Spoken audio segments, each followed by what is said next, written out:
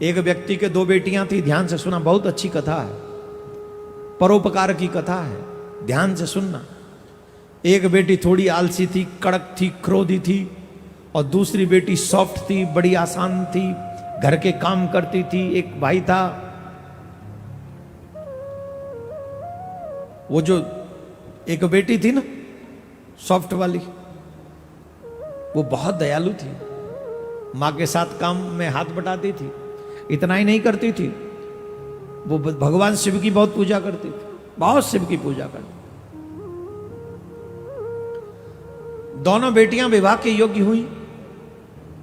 उनकी पत्नी ने, मतलब उनकी बेटियों की मां ने अपने पति से कहा कि दोनों बेटी विवाह के योग्य हो गई हैं, एक काम करो, इनका विवाह कर दो। बोले हाँ करना चाहिए दोनों के विवाह के योग्य, पर इनको कैसा कैसा वर चाहिए। बोले सुनो, ये जो छोटी बेटी है ना, ये बहुत आलसी है, इसका घर, अच्छे घर में विवाह करना, ये कोई काम नहीं करती, तो इसे ऐसा संपन्न घर देना जहां ये आराम से कुछ काम कर सके, इसके सर्वेंट सेवक वगैरह काम करें, इससे तो काम करना ही नहीं।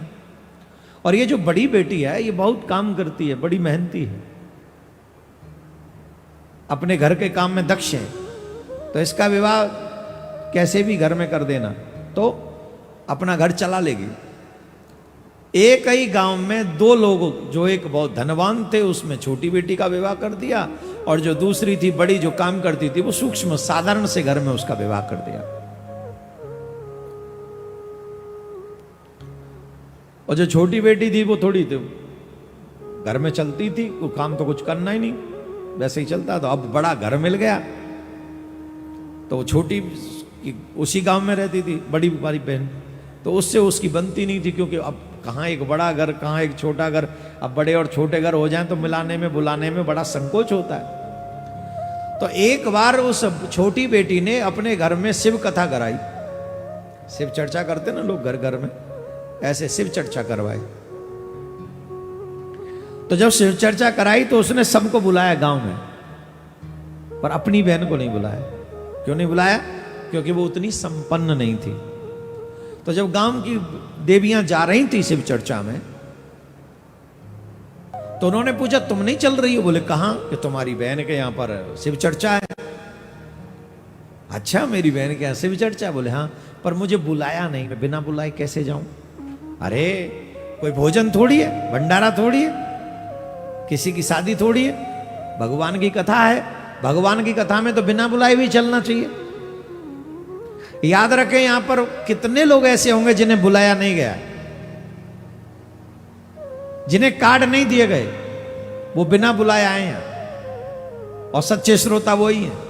और कैसे ऐसे लोग हैं जिन्हें कार्ड भी दिया गया वो फिर भी नहीं आए, ऐसे भी बहुत लोग होंगे।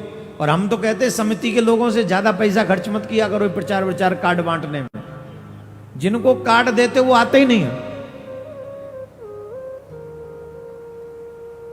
अच्छा ये भी धर्म का अपमान है कि आपके यहां कहीं से निमंत्रण आया और आप नहीं गए, आपने जानबूझ के अपने धर्म का अपमान किया, और घर में बैठे हैं, फालतू बैठे हैं, फिर भी नहीं गए, और अपनी शान समझ रहे कि हम बड़े आदमी हैं। बड़े नहीं रह गए साहब, खैर होंगे आप अपने बड़े, भगवान आपको बनाए रखे। भगवान की कथा जब हो रही हो तो बिना बुलाए भी जाना चाहिए। कोई बुलाता है तो फिर तो 100 काम छोड़ के जाना चाहिए। अगर हमारे शहर में कथा हो रही हो तो बिना बुलाए जाओ, बुलाए तो 1000 काम छोड़ो और जाओ कथा में, तुम्हारे कल्याण का रास्ता तो है। तो उन्होंने कहा कि तुम अपने बहन के यहां तो कथा है, चलो। चल गई, बड़ी बहन चल गई, साथ चली गई। अब जब गई बड़ी बहन तो वो छोटी के नाक वो सुकड़ गए। अरे ये तो बुलाई नहीं थी, जी कैसे चली आई हमारे यहां, ऐसे कैसे चली आवेगी? अब कैसे भगाए, कैसे? सबके सामने इमेज भी मेंटेन रखनी है, रखनी कि नहीं? कई बार अनवांटेड पीपल जब आ जाते हैं तो उन्हें देख के मन तो नहीं करता कि कुछ, जब वो उनको देखा भी जाए, या आ क्यों गए, रहे क्यों, पर सबके सामने कह भी नहीं सकते ना, इमेज भी मेंटेन करनी पड़ती है। तो कहा तो कुछ नहीं, थोड़ा गुस्से की नजरों से देखा तो बड़ी बहन थी, आनंद में बैठी कथा सुनी, काम कर दें कुछ, वो तो उससे बहुत आदत थी। हाँ कोई जरूर, मेरे घर में किसी काम करने की जरूरत नहीं, मेरे घर में काम करने वाले बहुत हैं, तेरी तरह है क्या मेरा घर? कमेंट पास कर दिया, ठीक।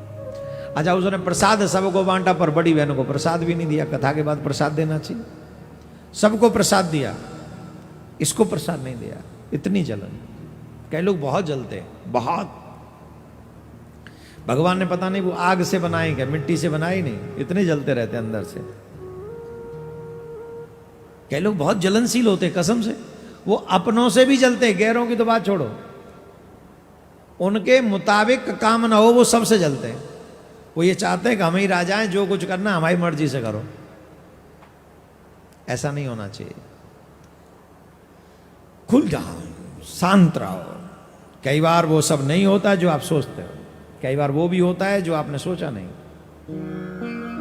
अब ये सोच रही है कि मैं कथा में से जा रही हूं, घर में जब मैं वापस जाऊंगी तो मेरे बच्चे पूछेंगे प्रसाद क्या लाई, और मेरी बहन ने तो प्रसाद दिया ही नहीं, तो मैं क्या करूं? तो वो अपने पति से अनुमति मांगकर अपने मायके गई कि वहां जाती हूं, वहां कुछ तो मिल जाएगा, अपने भाई के यहां से, क्योंकि भाई बहुत प्रेम करते थे उससे। गए तो जब जा रही थी तो एक बुढ़िया माँ बैठी मिली एक तुलसी के बिरबे के पास। उन्होंने कहा बेटी सुन इधर आ। बोले जी माँ। बोले बेटी देखे तुलसी का बिरवा है और बड़ा सब लोग यहाँ आके पूजा कर जाते, पर ये थोड़ा साफ नहीं है, थोड़ा साफ कर दे। उसने साफ कर दिया, बड़ा ढंग से साफ किया। बोले माँ और? बोले चबूतरे को साफ कर दे, चबूतरा साफ कर दिया। माँ और? बस कुछ नहीं माँ, वयोवृद्ध हैं आपको तो मैं आपकी सेवा कर दूं। तो वो उनके चरण दबाए उसने।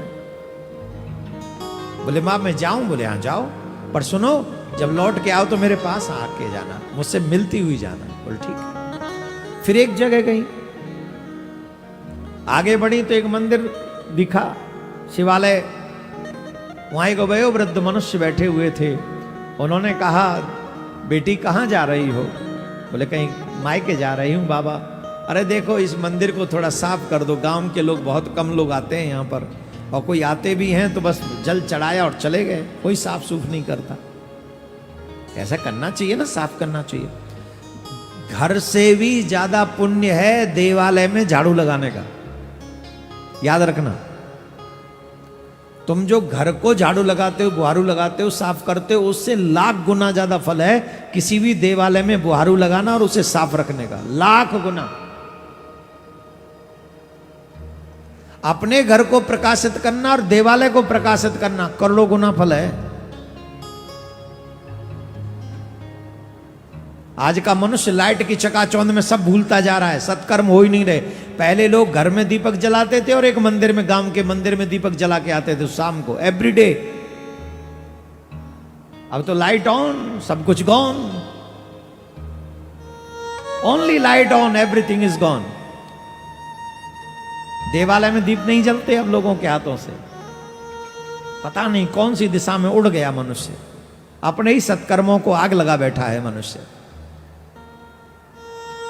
तो बाबा ने कहा बेटी ये मंदिर थोड़ा साफ कर दो। तो मंदिर साफ किया, ढंग से साफ किया उसने। बेटी मैं बड़ा प्रसन्न हुआ, तूने एक बुजुर्ग की बात को इतना मान दिया, प्रसन्न रहे।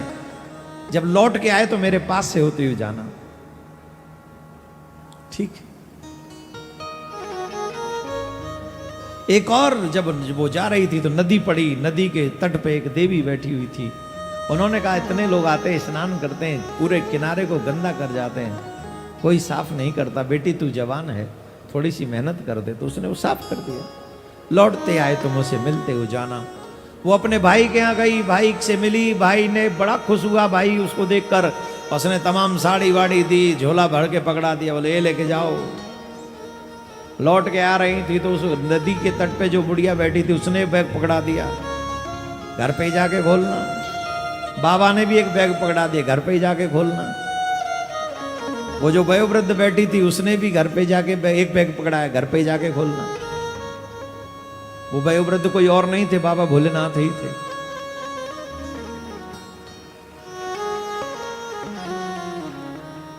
वो जो तुलसी के आगे बैठी कोई और नहीं थी, साक्षात तुलसी माँ थी।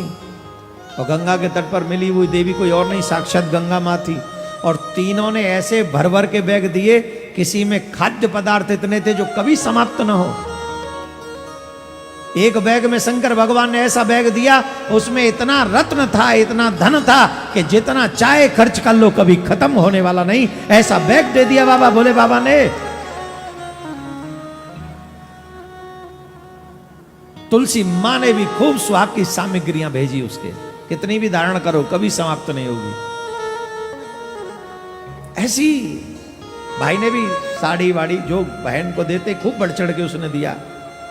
अच्छा, वो एक ही यात्रा में वो इतनी धनवान हो गई, उसको लगा ये तो मैंने शिव कथा सुनी है, ये उसका प्रभाव है और इसका प्रभाव है तो मुझे शिव कथा सुननी चाहिए। एक बात ध्यान से सुनो, जितने लोग यहां पर बैठे हो, तुम भाग्यवान हो जो हर दिन आए हो, घर छोड़ कर आए हो। तुम्हें बाबा क्या नहीं दे सकते, तुम सोच नहीं सकते बाबा तुम्हें इतना दे सकते। और कार्यकर्ता लोग रेडी रहो, तुम लोग, तुम्हारा भाग्य बदलने वाला है। जिन लोगों ने यहाँ बुहारू लगाई है, जिन लोगों ने यहाँ झाड़ू लगाई है, जिन लोगों ने जल साफ किया है, जिन लोगों ने मंच साफ किया है, जिन लोगों ने बाबा को सर पे विदा किया है, याद रखना तुम्हारा भाग्य बदलने वाला है। विश्वास से करना, कहीं ऐसा ना हो कि सिर्फ कार्ड के चक्कर में किया हो तो कुछ नहीं मिलेगा। अब भाई सुन लो, जो दिखाने के लिए करते हैं उनका क्या होगा, अभी आगे बाकी है। ये तो जो श्रद्धा से करते हैं उनको ये सब मिल गया। नाटक खोरों को अभी क्या होता है, सुनो ध्यान से। अब क्या किया, उस बड़ी बहन ने भी सोचा कि शिव कथा से सब संभव हुआ है, तो मुझे शिव कथा करानी चाहिए। तो उस देवी ने अपने घर में शिव कथा रखी और सबको निमंत्रण दिया, पूरे गांव को निमंत्रण दिया, भंडारा किया, अपनी बहन को भी निमंत्रण दिया। यहां पर एक बात सिद्ध होती है, कौन सी? जो तो को कांटे वो ए बाकू वो तू फूल।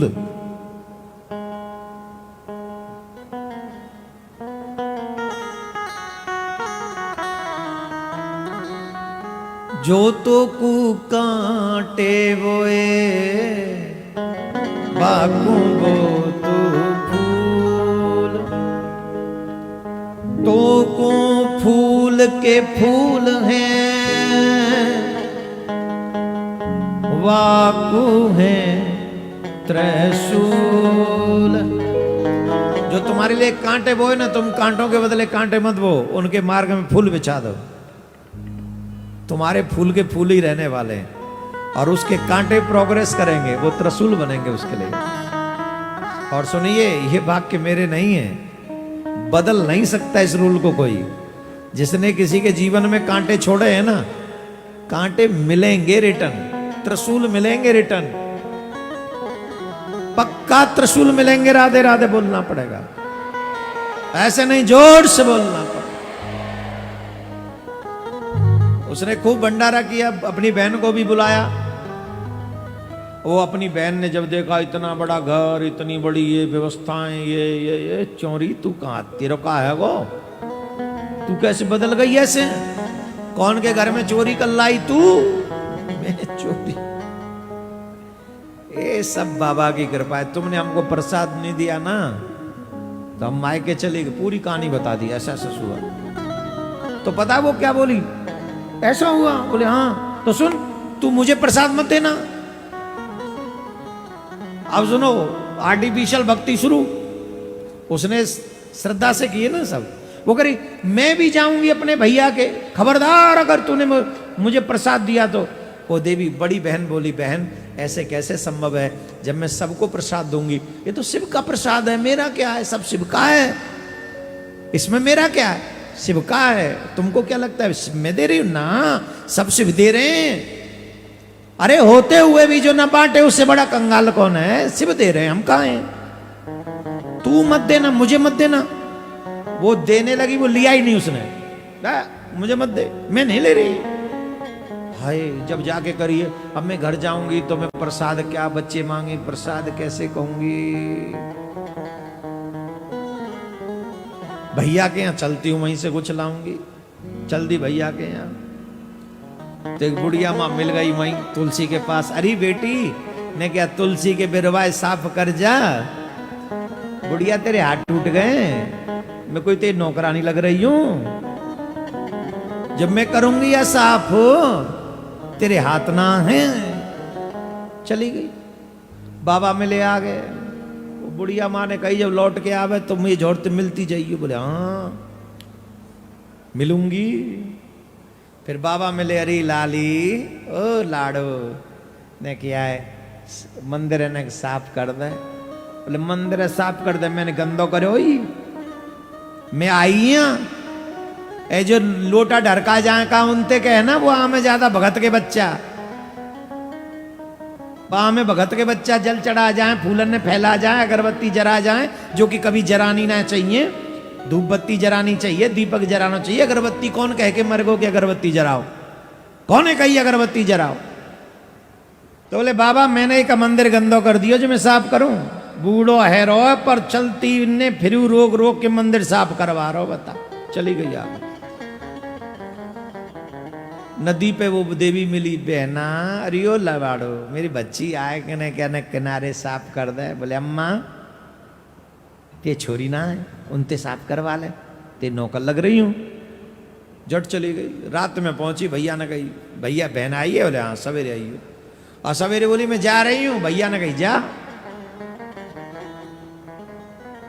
वो आई वाह तो तेने बैग बैग दिए, वहां तो तेन बड़ी चीज दई। बोले वो आए के काम करे, वो आए के सबसे प्रेम करे। जब वो घर में आवे ना तो अपनी भाभी को हाथ भी बटावे। तू आए के महारानी की तरह पलंग तोड़ है, कौन देगा तू है? लड़ के भैया ते लड़ाई। अच्छा तू तो ऐसा है, तू तो ऐसा है, तू अपनी बहन ते जुबान लड़ावे, तू अपनी बहन को भी आदर ना करे है, तुम्हें कौन देखेगा? तुम्हारे यहाँ कौन आवेगा? जब तक मैया जिंदी है जब तक आ रही हूं मैं तो, नहीं तो मैं तो कबू तुम्हारे मुंह ना देखूं। लौट के आ रही थी, तो जब लौट के आ रही थी तो एक वो मैया जो मिली उसने भी बैग पकड़ा दिया, वो घर में खोलना। बड़ी खुश हुई। बोले कि नदी साफ नहीं करी फिर भी बैग पकड़ा दिया क्या? बाबा मिले उसने बैग पकड़ा दिया। बोले घर में ही खोलना। देवी मिली उसने भी बैग पकड़ा दिया। बोले घर में ही खोलना। वो जो नदी के तट पे थी वो गंगा मैया थी साक्षात। मंदिर पे बाबा भोलेनाथ थे साक्षात। तुलसी पे साक्षात तुलसी महारानी बैठी हुई थी। और उन तीनों ने जब इसे बैग पकड़ाया और इसने जाके घर में खोला तो सारे बस क्योले क्योले थे, उसमें कुछ नहीं था, मात्र क्योले, काले क्योले। उन्हीं बैगों में उस पहली वाली बड़ी बहन को सुख संपत्ति, धन संपदा, अन्न धन सब मिल गया और इसे कुछ नहीं मिला। क्यों नहीं मिला? क्योंकि ये नकली भक्ति कर रही है। इसके जीवन में क्योले ही क्योले हैं। उसके जीवन में क्यों सुख संपत्ति आ गई? क्योंकि उसने कुछ भी दिखावे के लिए नहीं किया। मैं जो कार्यकर्ताओं को कह रहा था कि तुम्हें सब कुछ मिलेगा, क्यों कह रहा हूं? क्योंकि ये निस्वार्थ भाव से यहां सेवा कर रहे हैं। और जब हम समाज में कोई छोटा काम करें तो अच्छे सामाजिक लोग उसे इग्नोर नहीं कर सकते। तो हम परमात्मा के आगे जब कोई अच्छा काम करेंगे तो परमात्मा इग्नोर कैसे करेगा? बताओ जरा। आप लोगों का एक एक सेकंड अनमोल है। अगर निस्वार्थ भाव से आपने कथा सुनी है तो आप विश्वास कीजिए तुम्हें बहुत कुछ मिलेगा। लेकिन शर्त इतनी है, विश्वास करो। क्यों? क्योंकि विश्वासम फलम दायकः, विश्वास ही फल देने वाला है। इन दोनों बच्चियों की ये कथा तुम्हें सिखाती है कि अगर तुम दूसरों की सेवा करोगे। अब उसे नहीं पता था ये शिव जी हैं, उसे नहीं पता था ये तुलसी माँ है, उसे नहीं पता था ये गंगा माँ है। मालूम था क्या? बोलो जोर से बोलो, मालूम था क्या? अरे बोलो। हमारे तुलसीदास बाबा कहते हैं, तुलसिया संसार में सब सो मिलिए जाए, ना जाने किस रूप में नारायण मिले जाए। ना जाने किस रूप में, न जाने कब भगवान मिल जाए, कौन जाने।